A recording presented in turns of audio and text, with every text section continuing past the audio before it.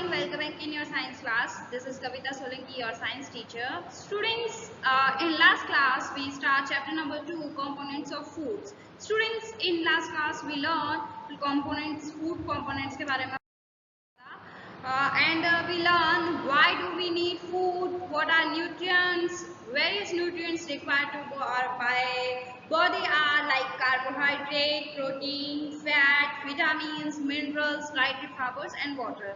In detail, students, in today's class we learn balanced diet, what is balanced diet and deficiency diseases क्या होते हैं. Let's begin. So student, balanced diet क्या है इसके बारे में देखते हैं. तो balanced diet contain the right proportion of carbohydrate, fat, proteins, vitamins, minerals, water, roughage necessary for growth and maintaining good health is called balanced diet. Students, जो हमारी डाइट होती है, डेली हम जो भी चीज़ें खा रहे हैं वो सब क्या है, बैलेंस डाइट है.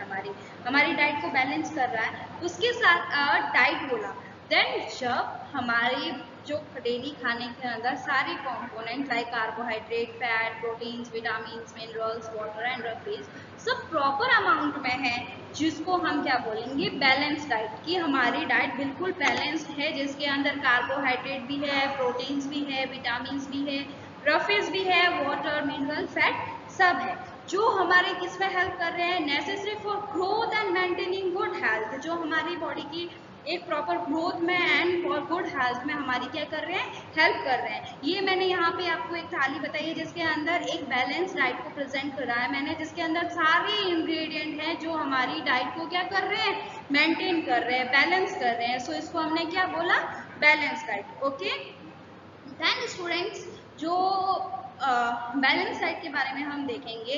अ balance diet should contain food item from each of the following food group. Like जो बैलेंस डाइट है, जिसके सारे कंपोनेंट्स के फूड ग्रुप में से कौन सा आइटम डेली लाइफ में होने चाहिए उसके बारे में हम देखते हैं. सो फर्स्ट, प्रोटीन ग्रुप, जिसके अंदर पल्सेस है, सारी तरह की दालें मिक्स करके लेनी चाहिए हमें. मीट है, जो नॉन वेजिटेरियन है उसके लिए बहुत ही अच्छा ऑप्शन है मीट, जिसमें वो मीट को खा के प्रोटीन का बहुत ही अच्छा सोर्स है. इसी तरह से अनदर एग्जांपल, एग जो नॉन एग लेता है उस एग भी बहुत अच्छा प्रोटीन का सोर्स है. फिश भी क्या है, प्रोटीन का बहुत अच्छा सोर्स है. इसी तरह से सेकंड हम बात करेंगे मिल्क प्रोडक्ट की. मिल्क ग्रुप के अंदर जितने भी डेयरी प्रोडक्ट हैं, डेयरी प्रोडक्ट के अंदर जो हमें सबसे ज़्यादा कैल्शियम देते हैं, जैसे मिल्क, चीज़, कर्ड का मतलब दही, and then vegetable and fruit group, जो हाँ एक प्रॉपर roughage ग्रुप होता है, जो हमारी बॉडी में जो अनडाइजेस्ट पार्ट को बाहर निकालने में हेल्प करता है. लाइक इसके एग्जांपल अगर मैं लूँ तो उसके एग्जांपल हैं एप्पल, ये बहुत ही अच्छा roughage का एग्जांपल है. फाइबर्स हैं, watermelon, little finger and carrot. ये सब क्या है, अगर इसको प्रॉपर तरीके से लेंगे तो हमारा अनडाइजेस्ट फूड निकल रहा है, जो हमें कॉन्स्टिपेशन की प्रॉब्लम नहीं होगी. देन सीरियल्स ग्रुप, ये भी हाई बैलेंस डाइट का सोर्स है, जिसके अंदर rice, bread, chapati and noodles. Noodles सबको ही पसंद है ना. सो जो ये राइस है, राइस उसके अंदर बेटा क्या है, जो मतलब राइस एंड ब्रेड अगर आप अपनी डाइट में इंक्लूड कर रहे हैं तो मतलब आपकी जो ये ग्रोथ के लिए बहुत ही अच्छा है. बैलेंस डाइट को अच्छे से बैलेंस कर लेता है, कार्बोहाइड्रेट सोर्स है. So our meal should have enough for carbohydrate, fat to provide energy to work. Students, जो कार्बोहाइड्रेट एंड फैट प्रोडक्ट है, जितना भी हम वर्क कर रहे हैं, जो भी हम काम कर रहे हैं, उसके लिए हमें एनर्जी चाहिए. देन वो एनर्जी हमें सबसे ज़्यादा एनर्जी कार्बोहाइड्रेट एंड फैट जो कंपोनेंट्स है उससे मिलेगी, जो हमें ज़्यादा एनर्जी देगी वर्क करने के लिए, है ना. इसी तरह से जैसे हम बात कर रहे हैं, another meal should be have enough, जैसे protein to help us grow and heal quickly. Protein जो है हमारे बॉडी में जैसे ग्रोथ के लिए हेल्प करता है, जैसे हम छोटे से बड़े हो रहे हैं, हमारी ग्रोथ कैसे हो रही है, हम लंबे हो रहे हैं, चौड़े हो रहे हैं, वो सब में प्रोटीन हेल्प करता है. प्रोटीन क्या कर रहा है, न्यू सेल्स को बनाता है. तो हील पावर भी क्या करता है, क्विक करता है.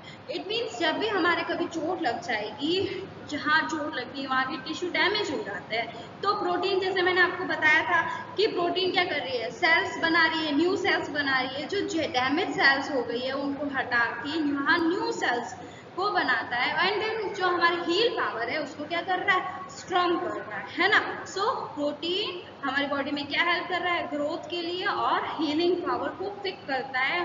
सो प्रोटीन बहुत ही अच्छा सोर्स है हमारी बॉडी की ग्रोथ के लिए। तो जो बच्चे ग्रोथ कर रहे हैं उनके लिए किसकी जरूरत है, प्रोटीन की जरूरत है। उसके बाद अगर हम अदर ऑप्शन लेवे, जैसे vitamins and minerals to protect us for diseases, to make body strong and healthy। जैसे vitamins हैं, अलग अलग vitamins की and minerals हैं जो हमारी body को बहुत सारे diseases से क्या कर रहे हैं, protect कर रहे हैं, and to make body strong and healthy, और हमारी body को क्या कर रहे हैं, strong और healthy बना रहे हैं। जैसे विटामिन डी हमें सन से मिल रहा है, ये हमें बहुत सारे डिजीज से लड़ने में हेल्प कर रहे हैं सारे विटामिन एंड मिनरल्स है, और हमें क्या बनाता है, बहुत ही स्ट्रॉन्ग भी बनाता है ना। स्ट्रॉन्ग बन जाओगे विटामिन एंड मिनरल्स को प्रॉपर डाइट में इंक्लूड करने से। Then water and roughage for good digestion. हमारे डाइजेशन में अगर कोई भी तरह की प्रॉब्लम आ रही है, डाइटरी फाइबर्स नहीं हो रहे हैं, तो उनको अच्छे से डाइट करने के लिए वाटर एंड रफेज क्या है, उसका अच्छा सोर्स है। So, do you think that the people of all ages need same type of diet? क्या आप सोचते हैं कि सारे एक एज के लोगों को सेम टाइप की डाइट चाहिए? Do you also think that कि what we need for a balanced diet? हम बैलेंस डाइट के लिए हम किस पे डिपेंडेंट है? Amount, physical work, what to do, जो हम काम कर रहे हैं उसके बेसिस पे भी हमारी फिजिकल डाइट डिपेंड करती है कि हमारी डाइट कैसी होनी चाहिए। सो देखते हैं, factor on which balance diet depend upon. हमारी बैलेंस डाइट किसके ऊपर डिपेंड कर रही है उसके बारे में, फैक्टर्स के बारे में हम देखेंगे। First is as. एज क्या है, हमारी एज के ऊपर भी बैलेंस डाइट डिपेंड करती है। A growing child need much more protein than a adult. जो हम लोग बड़े लोगों से ज़्यादा जो बच्चे ग्रोथ कर रहे हैं उनको सबसे ज़्यादा प्रोटीन की ज़रूरत होती है। सो सारे एज ग्रुप की बैलेंस डाइट अलग अलग होगी, एक जैसी किसी की भी बैलेंस डाइट नहीं होगी। Second option is gender. Yes, gender भी डिपेंड करता है बैलेंस डाइट के लिए। इसके अंदर males need more energy giving food than female of the same as.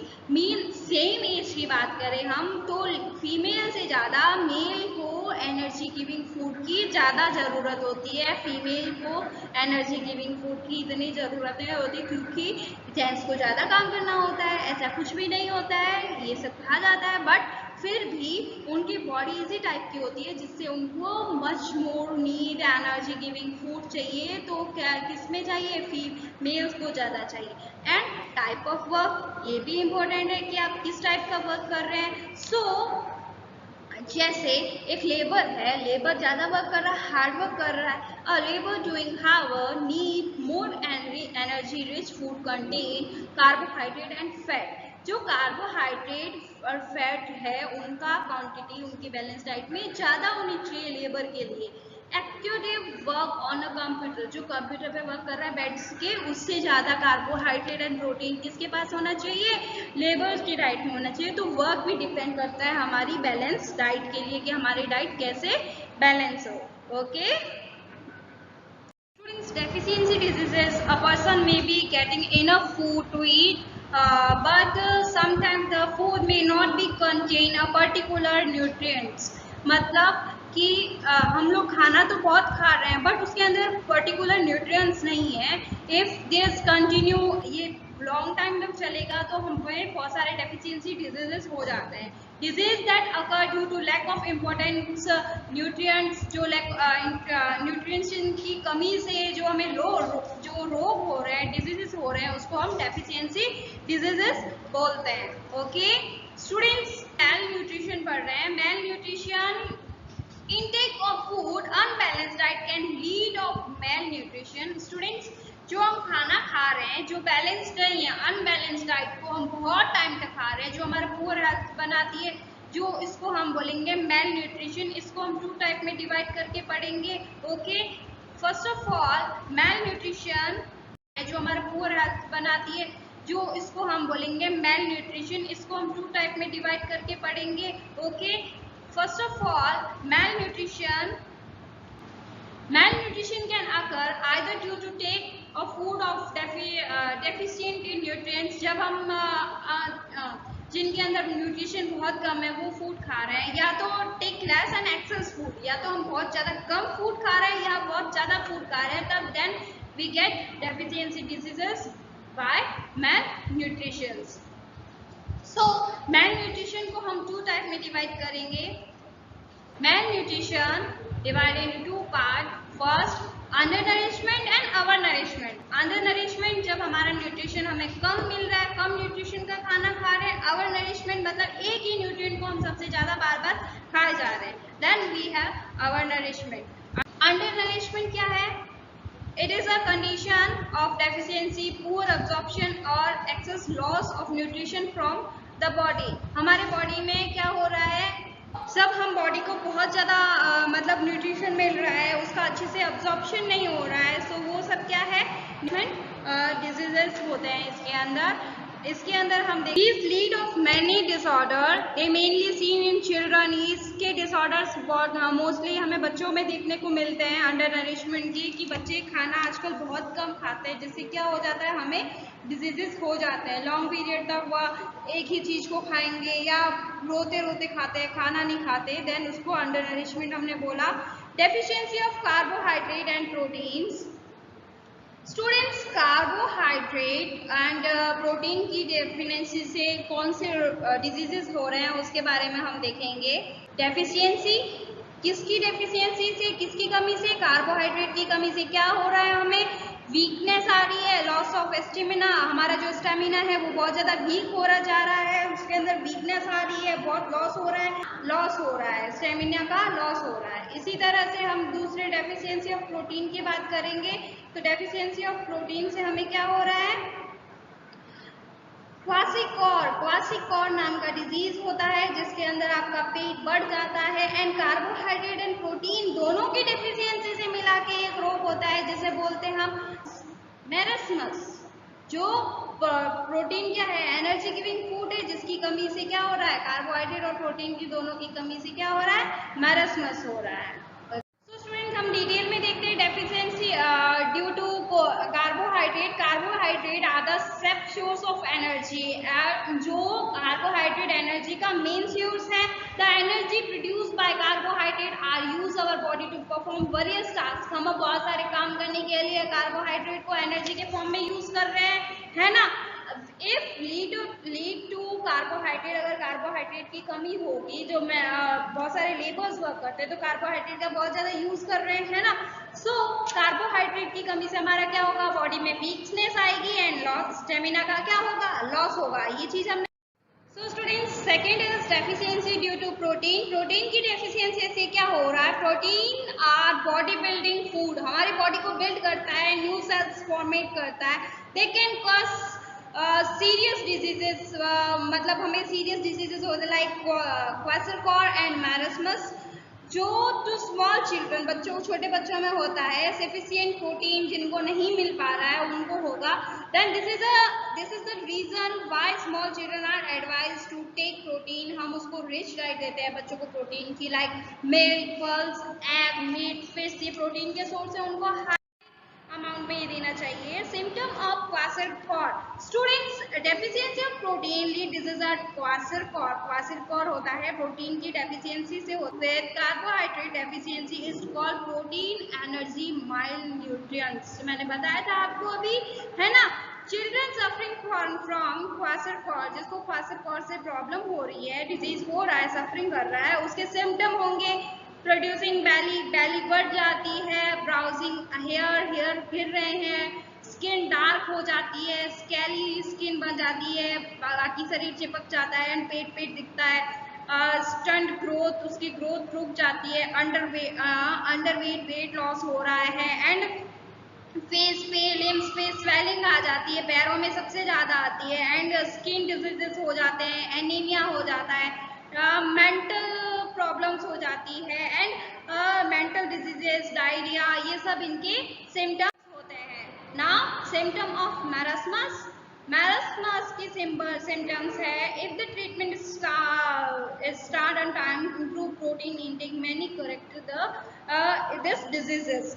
Students marasmus is more common among inflect and जो पतले बच्चे हैं, चिल्ड्रंस हैं अंडर 5 एज, जो उनको बच्चों के कॉमन हो जा रहा है। Children suffering from marasmus become very thin, poor muscles development, bone में स्वेलिंग आ जाना, सो नो फैट, बिल्कुल फैट नहीं होता है, weak legs, anaemia and underweight, उनका ग्रॉसी वेट हो जाता है, मेंटल प्रॉब्लम्स हो जाती है एंड उनकी एनर्जी कम होना, loss of appetite and weak legs. Prevent this disease the government of India and start programme such as integrate child development scheme ICDS and my midday meal scheme in school, है ना, इन सबको protect. So students, you also are growing, development age, आपकी भी development age है, balance diet लीजिए, protein को सबसे ज़्यादा लीजिए, okay, stay home, stay safe, stay healthy and thank you so much. If you have any doubt